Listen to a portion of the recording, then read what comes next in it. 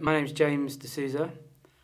I was going to say 39. I actually turned 40 a couple of weeks ago, which was, I think, the milestone itself was enough to remind me.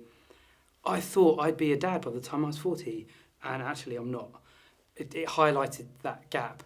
And Davina and I have been on our own this whole journey of fertility since 2012.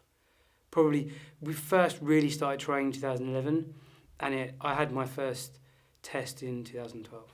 We were trying to start a family after we moved house in 2011. Nothing had happened for about a year, so I went and had a test. The way I explain it is they measure three things.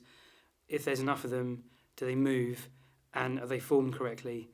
The count, the motility, and the morphology. And my morphology was actually the first test I had was 1%, and that's not quite in the normal range. Normal range is between 4 and 6, as I understand it. And then I had another test, and I remember I picked up the phone to my wife. I was standing in the school playground, knowing she was going to call me about the results, and she said, the count is fine, and the motility is fine, but it was 0% normal forms. And I remember my jaw dropping and going, oh. So my first immediate thought was, it's all my fault then. The male experience of fertility and infertility is completely different to the female. Davina and I had 2 rounds of IVF in 2013, which both failed, which was horrible. And in our area, we didn't get any funding from the NHS, so it meant that we went private. And in the clinic, I walked in, and on the table there was this book where you could write messages of support and inspiration for all the people who went in. And me being me, I went and had a look, flicking through the book. It's all women writing messages to each other, and the men aren't saying anything. And I went online as well after the first round and had a look at a few websites, and I wrote something, and the responses that I got were from women saying things like what they thought that their other half would say. And it really highlighted to me that men are clearly going through all this stuff, but are spectacularly silent about the whole thing. It's not that we don't want to talk. It's not that we can't talk. I think there's a lot of pressure on men to be a certain way. I found myself questioning myself as a man, and almost like the expectations of, if you're a man, you are going to be a father and you're going to have children. It's just going to happen completely naturally.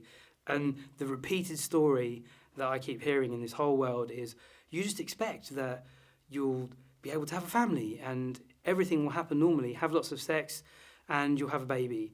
But it doesn't always work like that. It certainly didn't work like that for us.